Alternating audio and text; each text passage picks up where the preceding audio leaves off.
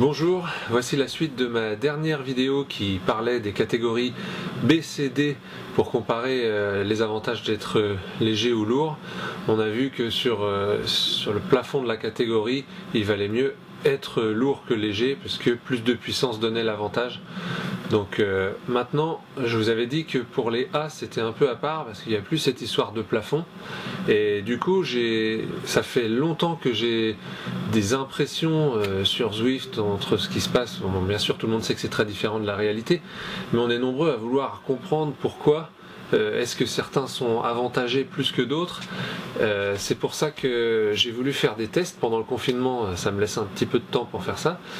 Du coup, j'ai réussi à obtenir le fichier de quelqu'un qui faisait 20 kg de moins que moi, donc en l'occurrence c'est Clément Cambier qui a eu la gentillesse de bien m'envoyer le fichier fit d'une course qu'on a faite ensemble, et notamment un segment très plat dans le désert de Tempus Fugit où on était quasiment côte à côte souvent, donc ce qui donne la possibilité de non seulement de comparer les deux coureurs avec 20 kg d'écart, mais aussi dans des conditions de course avec intensité élevée, variation, draft, comment ça se comporte dans le draft, au milieu du peloton, puisqu'on était tous les deux au milieu du peloton, donc tous les deux aspirés. Donc on va pouvoir comparer ça. Donc tout d'abord, je voulais vous montrer un article intéressant parce que sur Zwift, tout le monde a l'impression que c'est beaucoup plus dur que la réalité. Alors oui, c'est vrai, c'est ce qu'on ressent, surtout qu'on n'a jamais l'impression de récupérer. Alors peut-être que c'est volontaire de la part de Zwift, qui au départ était une plateforme d'entraînement et pas de compétition, et pour que tout le monde force, même dans les roues d'un gros peloton, ils ont peut-être fait volontairement des algorithmes qui calculent l'aspiration volontairement différents de la réalité. En plus, les courses, quand il y en a, sont très courtes, donc c'est aussi très différent de la réalité. On n'a pas besoin de la même endurance, donc peut-être que pour compenser tout ça, ils ont volontairement faussé ce qu'on ressent. Donc maintenant, c'est à chaque fois des impressions personnelles, c'est difficile de se comparer à quelqu'un d'autre, donc on va regarder déjà l'article, ce qui dit quelle aspiration on est censé bénéficier en vrai dans un peloton.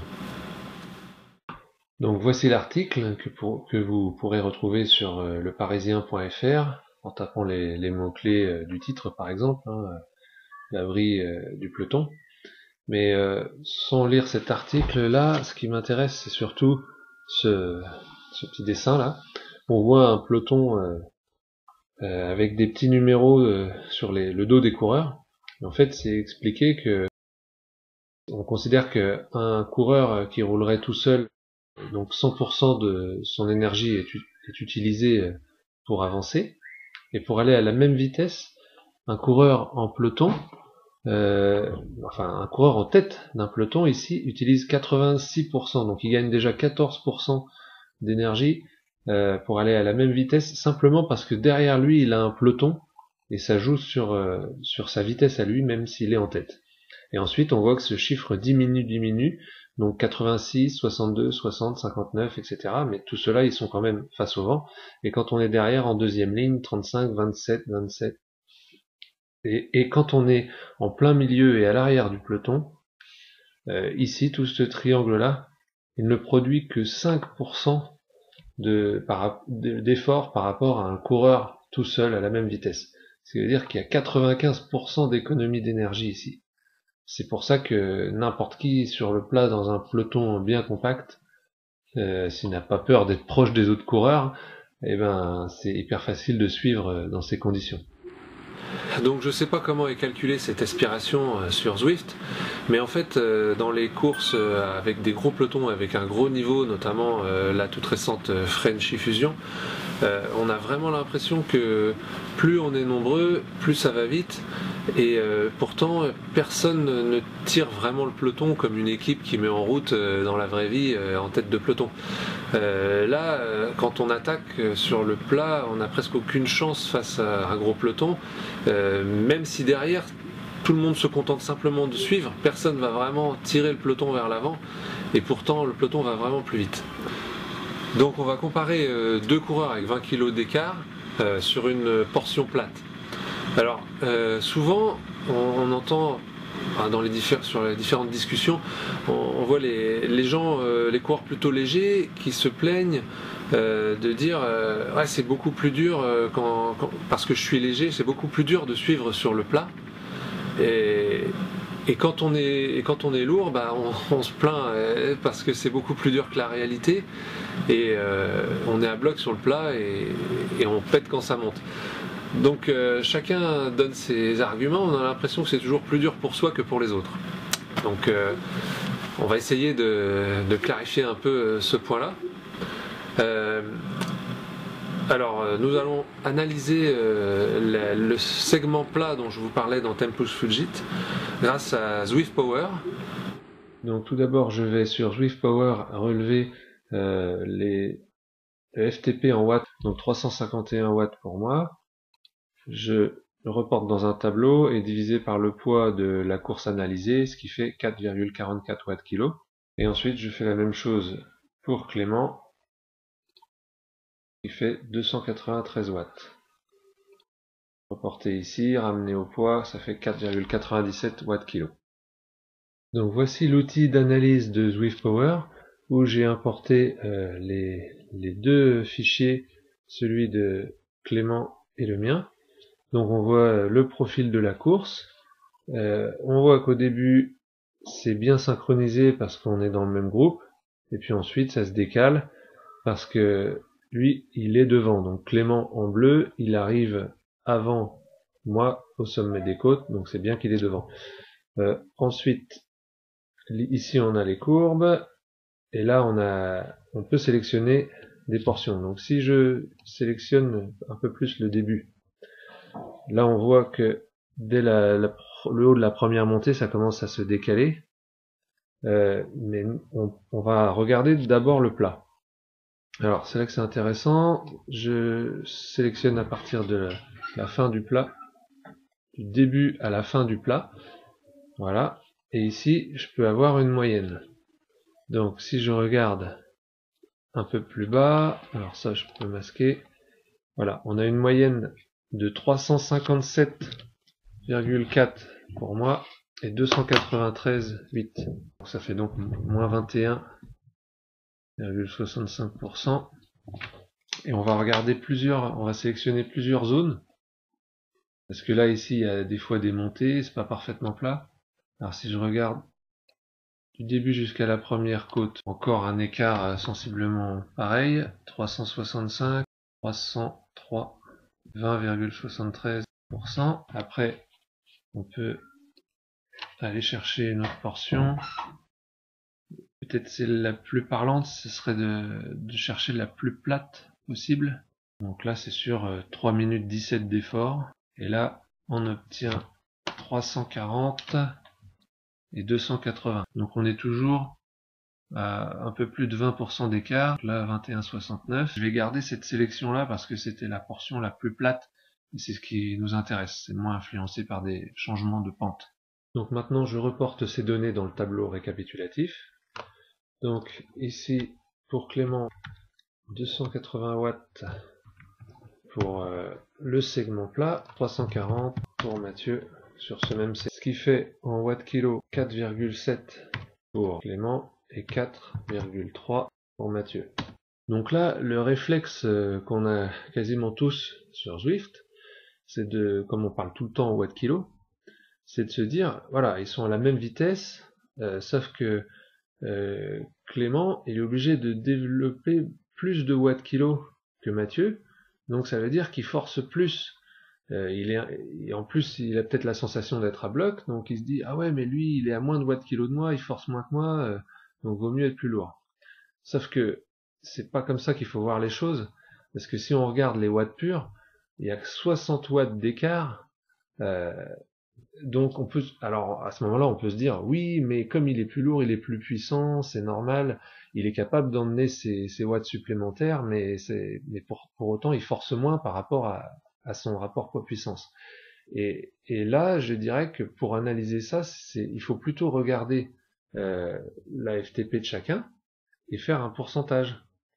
Donc, si Clément est à 4,7 watts kilo à ce moment-là, ça veut dire qu'il est à 95% de sa FTP. Et moi, bien que je sois inférieur en watts kilo, si on fait ce calcul, je suis en fait même à 97%. C'est sensiblement pareil, l'effort est sensiblement le même. Les deux sont à fond, enfin presque à fond quoi. L'effort serait même légèrement supérieur pour le plus lourd, puisqu'on est à 2% de plus par rapport à la FTP. Donc maintenant, il serait intéressant de vérifier si ces différences d'effort entre un lourd et un léger sont comparables à ce qui se produit dans la vraie vie. Pour ça, je vais utiliser le site Bike Calculator, qui est un site très sérieux. Donc ce que je voudrais essayer de savoir, c'est quel est l'impact de ces 20 kg d'écart sur la résistance au roulement, sachant que les deux coureurs sont au milieu d'un peloton, donc tous les deux autant aspirés. La pénétration dans l'air est la même, quel que soit le gabarit, les deux sont aspirés, sauf s'il y en avait un tout droit avec la tête qui dépasse du peloton. Mais du coup, la seule différence, ça serait le poids. En plus, on a tous les deux des vélos Tron, donc c'est comparable. Alors, ce que je fais pour le test, on va mettre une vitesse au hasard, 40 km/h, et un poids de 79 kg, 8 kg de vélo, position de drop, ça c'est les mains en bas du guidon, pas de vent, pas de pente, 0%, et le reste j'y touche pas, je fais entrer, ça me calcule une puissance avec la vitesse la plus proche de ce que j'ai demandé, donc ici 303 watts à 40 km/h. Maintenant, il faut que je regarde la différence en mettant 59 kg. Alors ici ça me change la vitesse, et je remets 39.99. Hop, ça me change à 2 centièmes près. Le plus près, c'est donc 292. On a donc 11 watts d'écart entre les deux gabarits, simplement dû au poids. Donc je vais faire plusieurs essais à différentes vitesses et différentes puissances et les rentrer dans un tableau. Alors voici ce tableau récapitulatif. Donc j'ai fait différents essais en rentrant des vitesses différentes, 30, 40, 50 km/h. On a ici les watts qu'on doit développer pour aller à cette vitesse en fonction du poids, 136, 144 watts, 292, 303, etc. Donc on a une différence de 8, 11 et 14 watts. Et en pourcent, ça fait 6%, 3,6% et 3% à 50 km/h. Si on regarde le cas du segment plat sur Zwift, j'avais 280 watts pour Clément et 340 watts pour Mathieu, ce qui faisait 60 watts d'écart, soit 18% d'écart, ou alors 21% de plus pour Clément, et Clément produisait 18% de moins que Mathieu. Enfin, voilà. Ensuite, si je prends ces 280 watts, que je les mets dans Bike Calculator, pour Clément, ça me donne une vitesse de 39,4, et si je prends cette vitesse de 39,4 ramenée au poids de Mathieu, ça me donne 291 watts, soit 11 watts de plus et 4% d'écart. Et si je fais l'inverse, que je pars de 340 watts effectué par Mathieu sur le segment de Zwift, et que je prends cette vitesse de 41,75 pour Clément, on a donc 328 watts, soit 12 watts d'écart. Donc l'écart est sensiblement le même à chaque fois, je dirais entre 10 et 15 watts, alors que Zwift nous donne un écart de 60 watts, ce qui est vraiment énorme. Donc si on prend le premier cas, 39,4 km/h, ça veut dire que si Zwift était plus réaliste et que Clément était à 280 watts, ça veut dire que moi, je ne serais pas à 4,3 watts kilo, mais à 3,7 watts kilo. Et donc j'économiserais 50 watts, ce qui ferait que je serais beaucoup plus facile sur le plat, et arrivé en côte, j'aurais encore beaucoup plus de fraîcheur pour m'accrocher plus longtemps si les côtes sont pas trop longues. Bien sûr, si c'est un col très long, le plus léger prendrait l'avantage, et c'est normal. Et si on prend le cas où la deuxième ligne, on se base sur les 340 watts que je développe pour suivre sur le plat, admettons que je sois vraiment obligé de développer cette puissance-là dans les roues pour suivre, ça veut dire que Clément, avec ses 20 kg de moins, il devrait développer 328 watts et non pas 280, soit 48 watts de plus que ce qu'il a besoin de développer sur Zwift. Et donc il serait à une puissance énorme pour lui, et donc à 5,56 watts kilo, largement au-dessus de sa FTP, et donc il sauterait, il pourrait pas suivre l'allure. Alors que là, grâce au calcul de Zwift, il peut suivre, et ensuite il peut faire la différence dans les côtes. Donc ici on a quand même des chiffres très parlants qui peuvent nous permettre de tirer la conclusion suivante. Zwift avantage les légers, surtout quand on est en catégorie A, puisqu'il n'y a pas de plafond de catégorie. Oui, je voulais vous reparler aussi de quelque chose par rapport à la vidéo précédente où on avait fait une comparaison d'un quelqu'un de niveau C 3,2 watts kilo sur le plat et en côte. Et on avait vu que sur 2 km il y avait 9 secondes d'avantage, je crois à peu près 9 secondes d'avantage pour le plus lourd, et en côte 8 ou 9 secondes également. Et en même temps, je disais que plus ça monte, plus l'écart se réduit. Alors que là, la côte c'était 900 mètres et on a quasiment le même écart que sur 2 km sur le plat. Donc, dans la vraie vie, par rapport aux mesures de Bike Calculator, c'est vrai que l'écart se réduit quand ça monte, mais on voit que sur Zwift, c'est pas le cas, puisque sur le plat, il n'y avait que 8 secondes d'écart, mais si on prend les calculs de Bike Calculator, il aurait dû y avoir environ 20 secondes.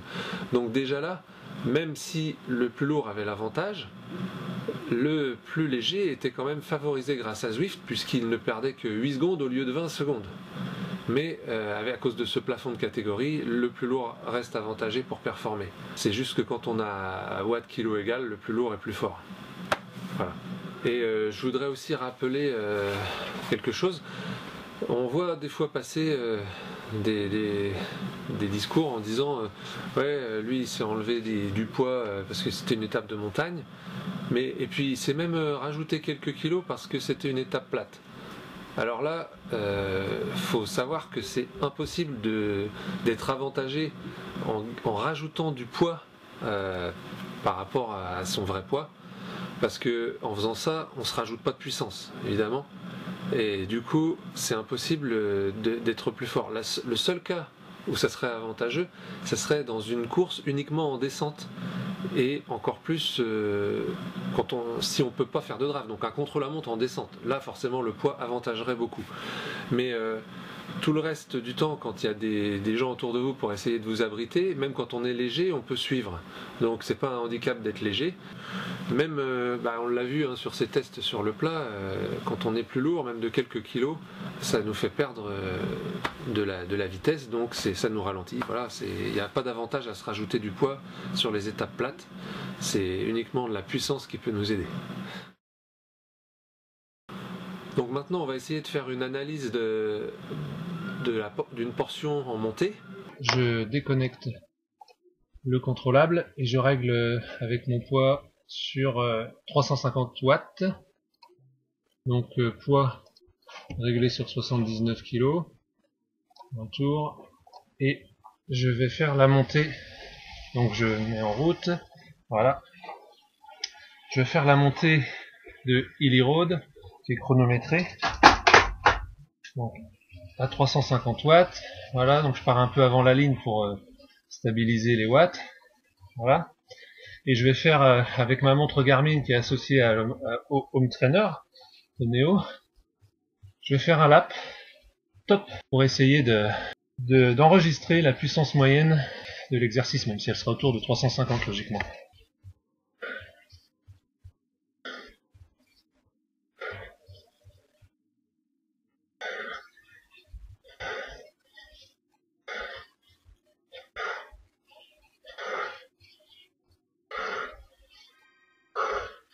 De 25.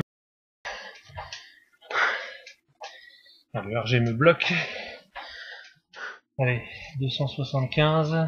Donc après avoir fait plusieurs essais de réglage de puissance ERG pour le poids de 59 kg, je suis arrivé à la puissance de 275 watts pour faire le temps le plus proche possible du temps réalisé avec 350 watts et 79 kg.